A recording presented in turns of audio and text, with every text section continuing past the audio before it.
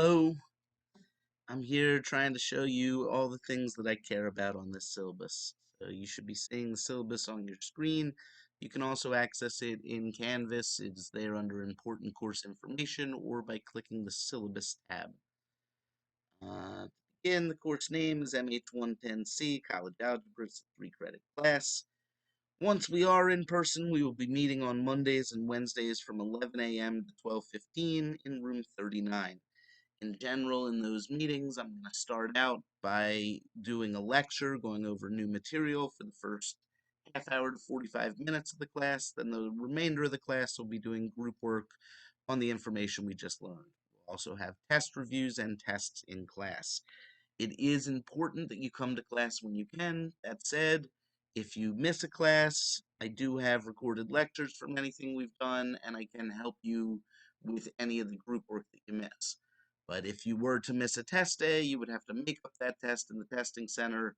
I do want to make sure that we're doing all tests in person this year. I have an office, which is room 41, upstairs at the library. I'm guessing that my office hours will actually be hosted elsewhere just so that they can accommodate more students. My office hours are going to be on Wednesdays from 4:30 p.m. to 6:30 p.m. That's me in person, ready to help you with any questions you have on anything in the class. I also will probably be having some virtual office hours, but I have not decided when or how I will be making those available yet. I really want to see how this semester kicks off, and I'm hoping that the in person hours are utilized by people who prefer to have somebody over their shoulder showing them things that are going right or wrong as they're working through. The general course description, this is just a algebra class. It's the introductory algebra that would then lead to possibly algebra 2 and on to pre-calculus and calculus. It's definitely important to anybody doing the sciences and has applications to any number of fields. As far as what you're required to get, you paid to be a Manor student, which gave you access to Cengage Unlimited.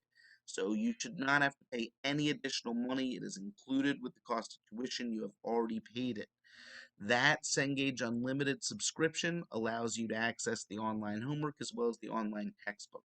There's a link to the online textbook in the general course information module in Canvas, and you can also click to it through any of the WebSign assignments.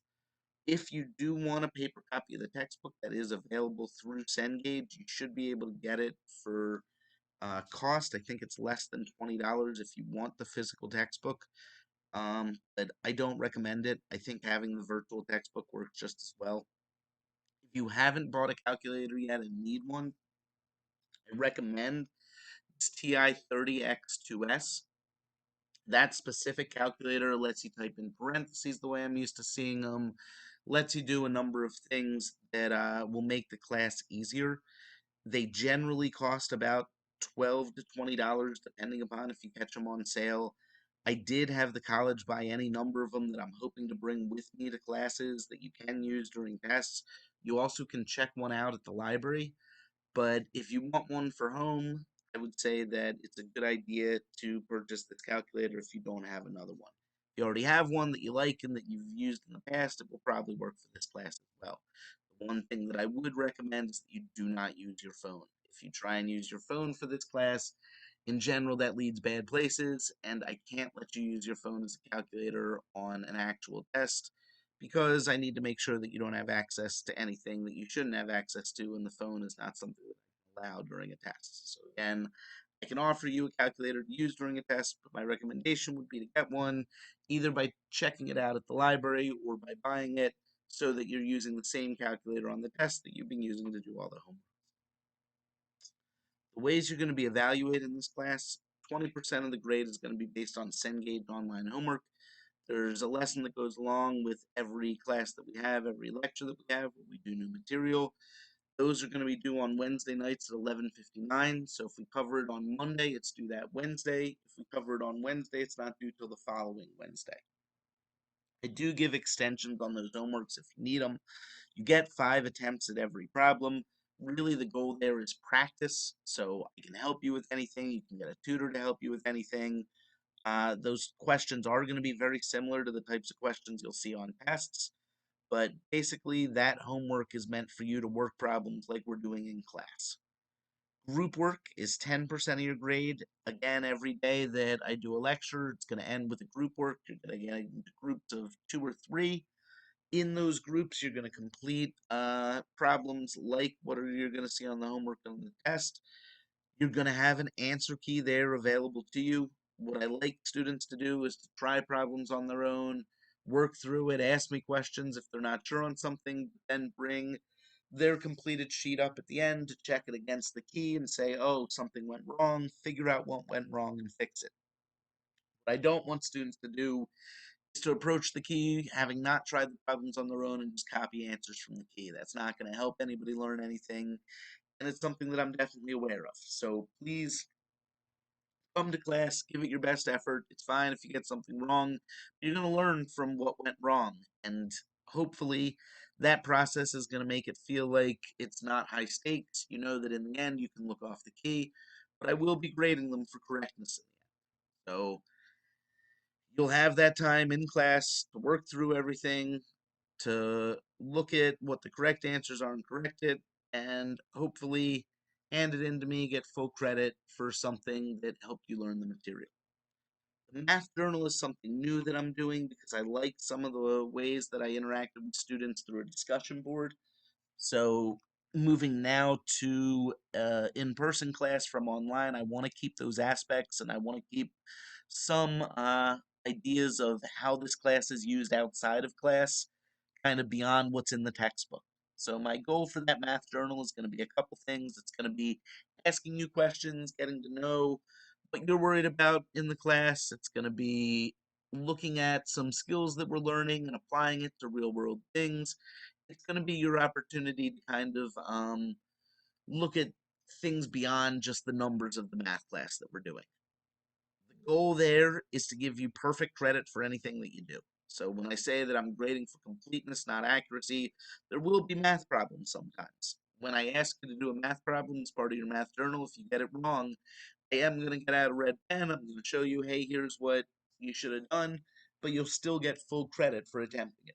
The only way that you cannot get full credit for a math journal is by leaving it blank and not trying it. So please, when you come to class, I'm going to have these math journals that I'm going to give you. Basically, it's just going to be a packet with a few spaces to enter things. You're going to be able to bring the math journal with you on the test. They're going to have notes for you. So I'm hoping that it's something that's helpful, that helps boost grades, and is just kind of a way for me to know more about where you're at with things. Tests are by far the most important part of the class. They're the largest part of the grade. They're worth 40%.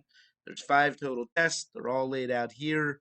You'll know when all the test days are. The test days are always preceded by a test review day where I go over a full sample test that looks exactly like the real test, just different numbers, different problems.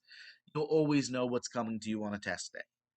Final exam is worth 20% of your grade. It is comprehensive, it's on everything, but again, you will have a sample final which shows you the types of things that I'm going to ask. You will be prepared for it when it comes. So this is all the percentages that everything makes up. This is the grades that then will be calculated. Everything is straight numerical. There's no extra credit. Whatever the calculator tells me your grade is, I report it as such. Attendance is gonna be weird. I definitely am not gonna force people to come in during a crazy time. I'm going to take attendance. I'm going to put it in, but I'm doing everything in a way that if you don't attend but you do the work online in time before it's due on Wednesday nights, I'm gonna mark you as being present for the class. The only times that I'm really gonna be a stickler for having to be there is when you take a test. And it's possible that if you're not comfortable taking the test in the room with everybody else, that I can make it so that you can take the test in the testing center with a proctor or something like that. Email me. I can figure out what works best for you. But basically, I really want to get back to seeing students come in, take the test, paper and pencil in front of me. I really have liked a lot of the aspects of doing things online, but that's the aspect I dislike the most is not having students there on test days. So That's the one thing that's going to be really hard to work around as far as anybody who is still feeling some fear about coming into the classroom.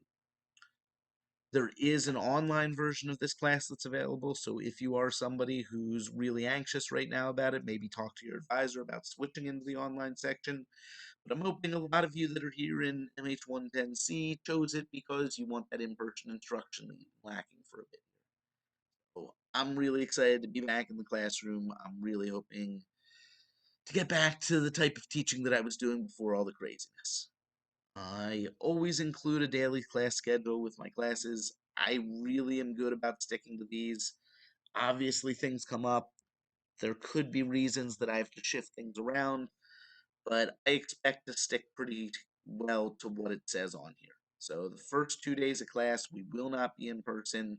What I will be doing is having you do this syllabus review, which you're currently watching, and then having you try this graphing with rectangular coordinates 3.1 virtually.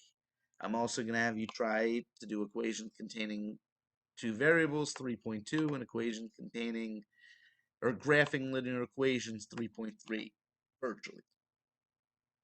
I don't know how that's going to go. I'm hoping it goes well, but anybody who really struggles trying to do this stuff on their own, feel free to extend those homeworks. Feel free to talk to me when we finally get to see each other on Wednesday, and I will help you through it best I can. This due column tells you everything that's due on a certain day. This extra practice problems, I want to reiterate that these do not need to be done. I originally, before it all went into an online class, had these problems as what students were doing as book homework problems, but really it's just extra practice that I point to. If any student ever tells me, hey, I really need more work on this, I'm working with a tutor, can you show me more problems like what I need?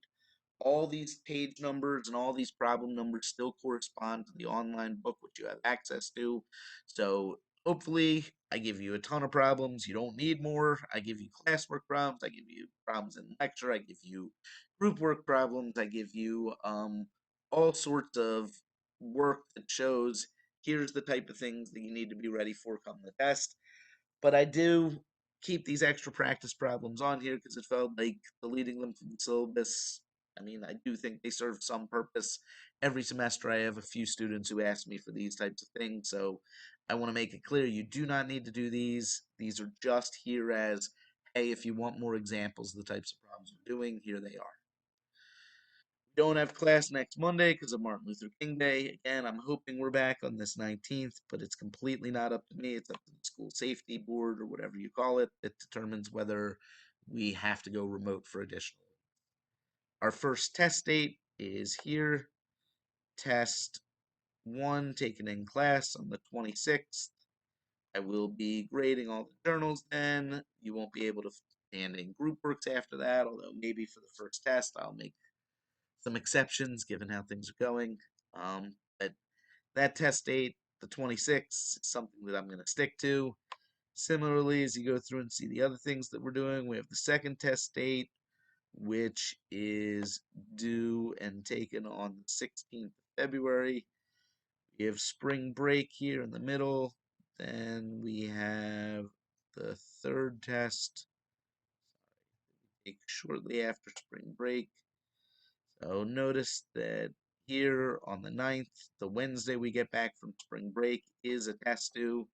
That's going to creep up on us a little. It's always a little hard to get back after that break, but that's when test 3 is due. Test 4 is due on the 30th. And the final test in the class, test 5, is due on the 20th of April, right after we get back Easter break.